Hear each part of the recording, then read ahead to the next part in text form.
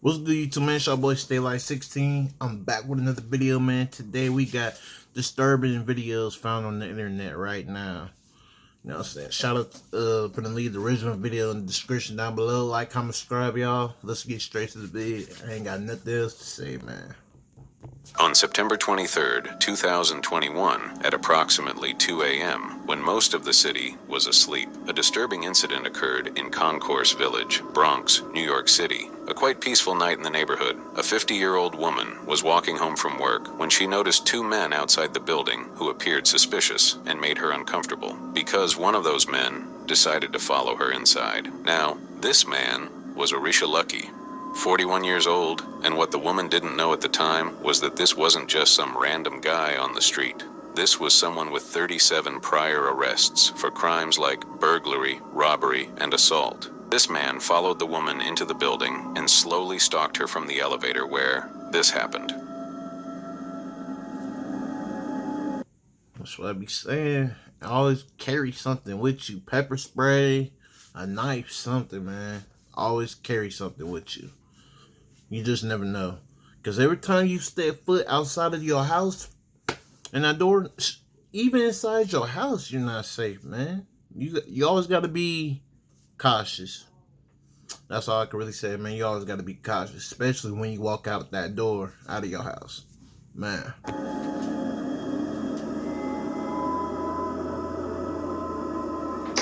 up the door. Excuse me. Excuse me.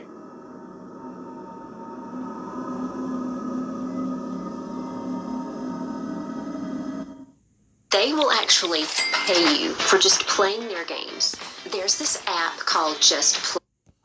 I just don't get why people just can't go about their own lives. You know what I'm saying? Get a job, work hard, do what you do, man. Like, instead of following people, robbing people, doing this, like, man, that ain't cool at all. It's really not, man. Like, really ain't.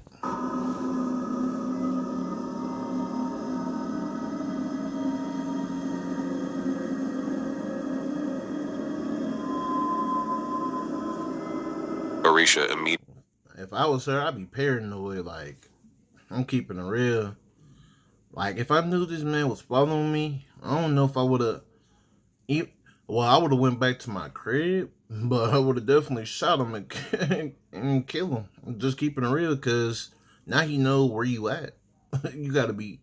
Well, at least she lives in like look like an apartment, like a big building. But imagine if you was just going to, like, running to your house, you know, in normal neighborhood, normal house, you know, not in an apartment. I couldn't do that, bruh. I have to kill you now, because you know where I live and you could come stand back. Like, definitely killing him after that. Immediately put his foot down to try to stop the door from closing as the victim was trying to get away from him. He then tried the doorknob, rang the doorbell, and had the audacity to talk to her, asking her to open the door, but eventually he left. You see, Orisha Lucky had an extensive criminal history, and this incident occurred in a neighborhood with notable crime trends, which likely made the victim more vulnerable. According to the victim, she had never seen this man before, which suggests this was not a targeted personal attack, but rather a random act, possibly driven by his criminal tendencies. This was a complete stranger, someone who likely picked her at random because she happened to be alone. There was two guys like outside, right? And they were just like looking suspicious. He followed me inside the building and he said miss twice. Papi, open up the door, bro. I came inside and then right away I just screamed, somebody's following me. Like, he was literally 1 second from coming inside. I feel very scared. Like, I was saying, what if I had the top door locked? What if, like, it was literally just 1 second. If I had the top lock, he could have got of me. Even though this area has a history of crime, this And that's for real. Like, you just sitting there thinking about that close. You just don't know what could happen, man.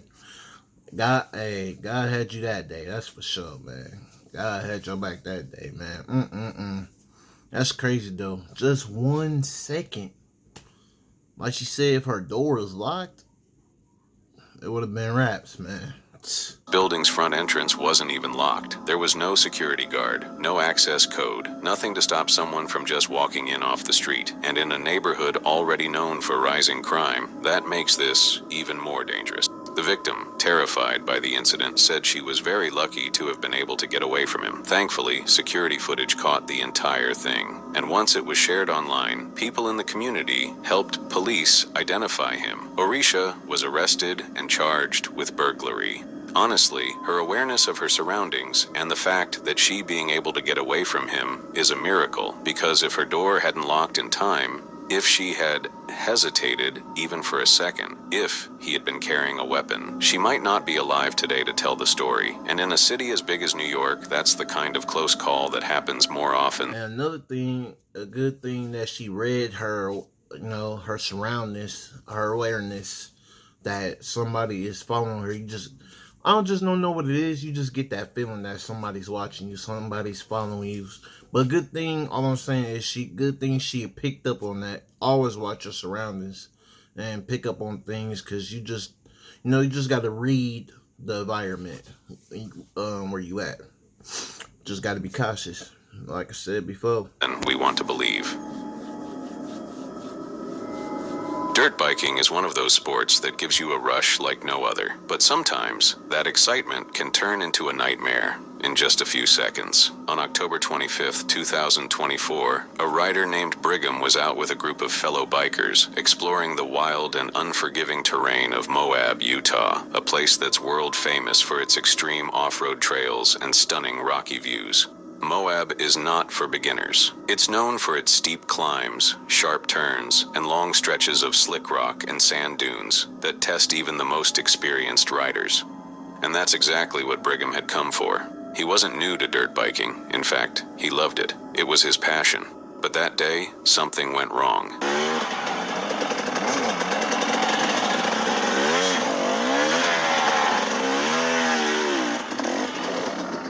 Holy smokes, where are they going? That's like actually really dangerous.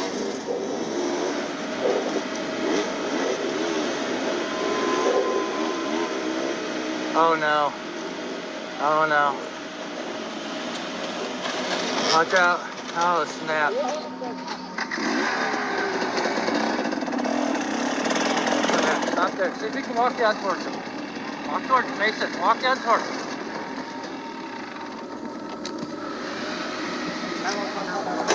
Hold on. You okay?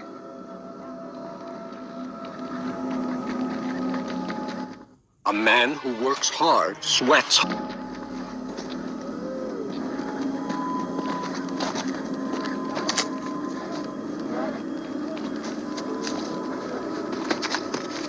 I'm coming. I'm coming, man. I'm coming. Okay. Oh, shit. Where does it hurt?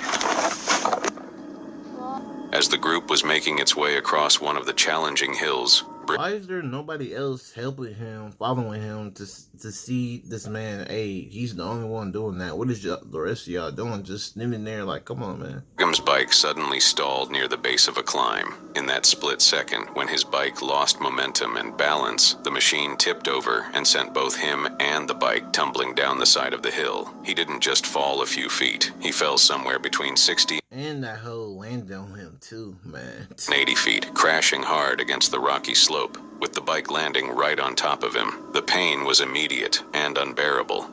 He started screaming for help, his body crushed under the weight of the bike. He was in so much pain he could barely breathe. When help arrived, they found his pelvis shattered, his right arm broken, and internal bleeding coming from his kidneys and liver. It was clear this wasn't just a fall, this was life-threatening. A medical team rushed him by air ambulance to the nearest major hospital in Grand Junction, Colorado, where surgeons began the first of what would become many attempts to save his life. But the nightmare didn't end there. During his first surgery, which was meant to repair his broken pelvis and damaged arm, doctors made a terrifying discovery: blood clots in his lungs, a serious and possibly deadly complication. As if that wasn't enough, they also found an abscess in his abdomen that required emergency bowel surgery, which meant they had to delay the rest of his treatment. It was a brutal chain of events, one problem leading to another and another, as Brigham fought not just for his recovery, but for his life. But somehow, through the pain, the surgeries, and the hospital days that seemed endless, he made it.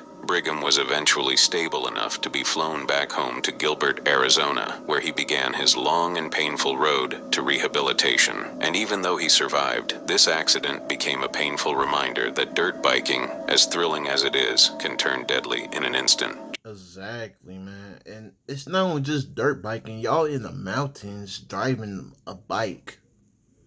Just driving on regular low ground roads. Like, come on, man.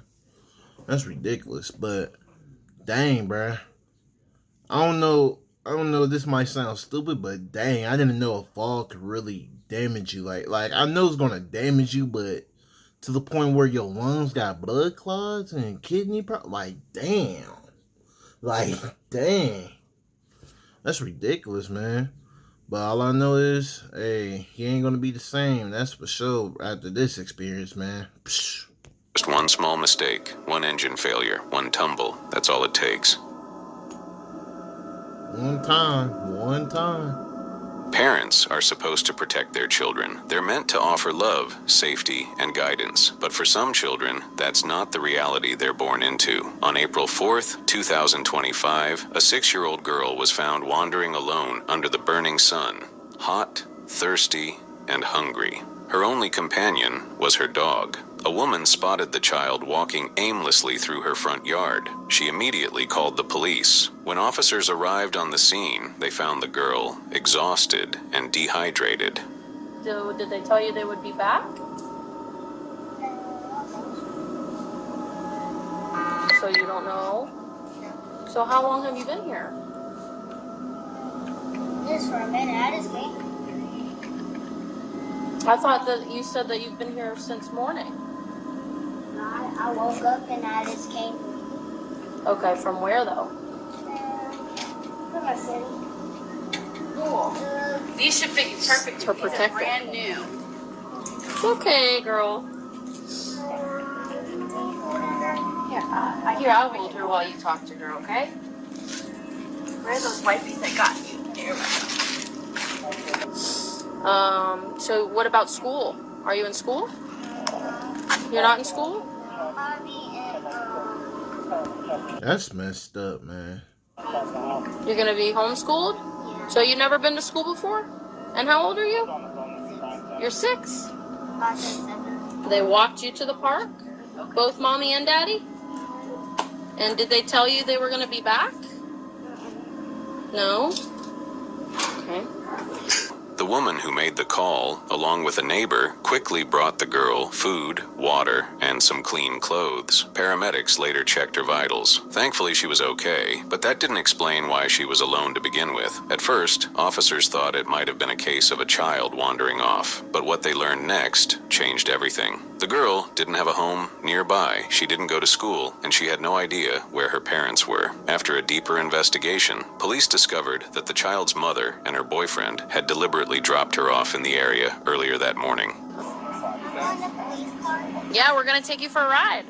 That'd be fine. Tell them they better turn the lights on so you can see them.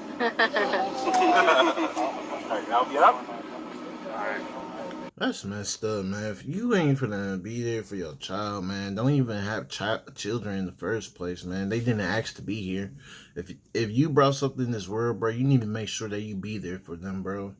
At least they grown enough, man. That's trifling, immature. That's just ridiculous to leave your flesh and blood, something that you made, alone out in the world like that, man. That's. Alright, you guys good? Yeah. No, we just wanted to make sure she was okay. Yeah. All her vitals are looking up well. Okay. All right, you ready? Alright, here. What's your puppy's name again? Ghost. Ghost can't ride in the police car, but you're gonna see Ghost once you get done. Once we get done with our ride, you'll get to see Ghost after that. Okay. Alright, so I'll hold on to go. She's gonna ride with Deputy. They had left her to fend for herself. It wasn't a mistake. It was intentional. Authorities quickly located the mother and her boyfriend. Both were taken into custody and charged with child desertion.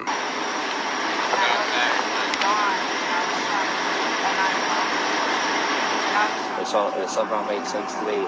Just the kid on the side where the dog No, got killed. we're homeless and we lived in the forest. What does that have to do with leaving your kid on the side of the fucking road? She got out of where she was at, where we were Chain staying your kid at. up like a dog killed? No, I didn't. I have no clue. I was trying to go get water. No, that's not what I'm trying to I was trying to go get water and food. We have just been going through a rough time. So you telling me you can't get water with your daughter and food? There ain't no excuse, man. F out of here. You just a poor, sorry excuse as a human adult. I'm like, come on, man. Over here. What's our deal? Yeah.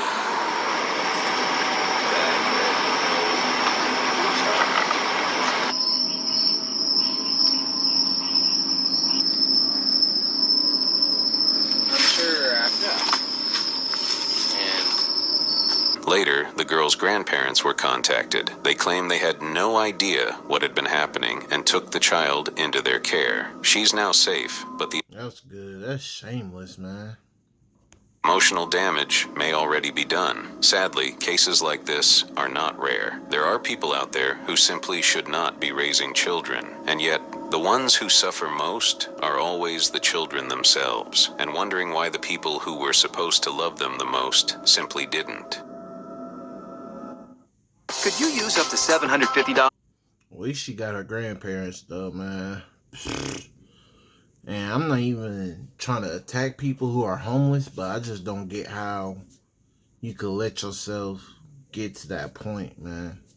Especially if you got things responsibilities, especially not even just as a man, as a person, as an adult, you know, that you need to take care of like a child while you homeless. Like, come on now. You got to step your game up.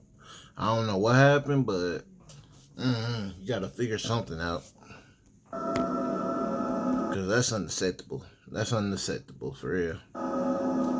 Military operations are not just about missions and orders. They're about real people, real danger, and moments that can change everything in the blink of an eye. Around 2011, deep in the Kunar province of eastern Afghanistan, a group of soldiers from the 101st Airborne Division were carrying out a mission. Kunar, for those who don't know, is a rough mountainous area near the Pakistan border. And at that time, it was one of the most dangerous places in the world, a place where the Taliban were known to hide, move, and strike without warning. The soldiers were inside a convoy of MRAP vehicles, heavily armored trucks made to survive IEDs and ambushes, with thick layers of protection on all sides. In one of those vehicles, a young American turret gunner was standing up through the hatch, scanning the area, ready to protect his team. But then, something terrifying happened.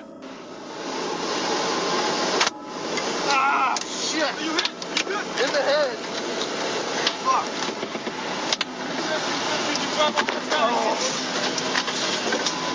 Hey, keep going!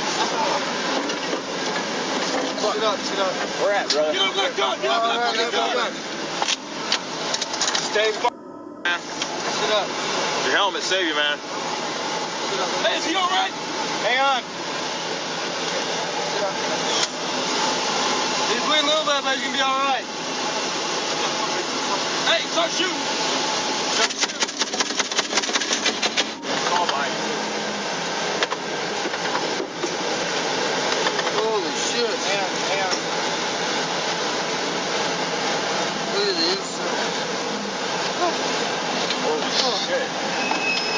In the middle of the mission, while the team was actively engaging enemy forces, a sniper round was fired from somewhere in the distance. It traveled across the air at high speed and struck the gunner directly in the helmet. For a few seconds, everything went quiet. The shot didn't just glance off, it actually pierced the Kevlar helmet. And for anyone who understands military gear, that's extremely serious. Kevlar helmets are meant to stop smaller bullets, shrapnel, and blasts. But this wasn't just a random shot, it was was likely a high-velocity sniper round, probably from a Dragunov SVD, a rifle commonly used by Taliban fighters. The gunner, hit and shaken, baby, I used that whole Call of Duty, bro. But hey, that ain't the time for that. This is a serious matter. But dang, bro.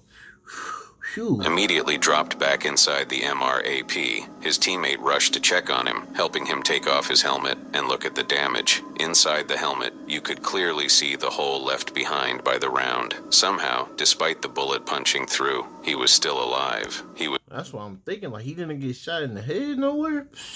Dizzy, confused, probably in shock, but he was talking. He had a concussion, but no life-threatening injuries. It was a miracle. The soldiers quickly adapted. Another gunner took over the turret, and the MRAP kept moving forward, staying in the fight. There was no time to stop, no time to break down. Now, oddly enough, this story didn't show up in any major news reports, but it spread quietly through... See, that's what I be talking about. And people, like my grandparents, always like, watch the news time to time, watch the news time to time.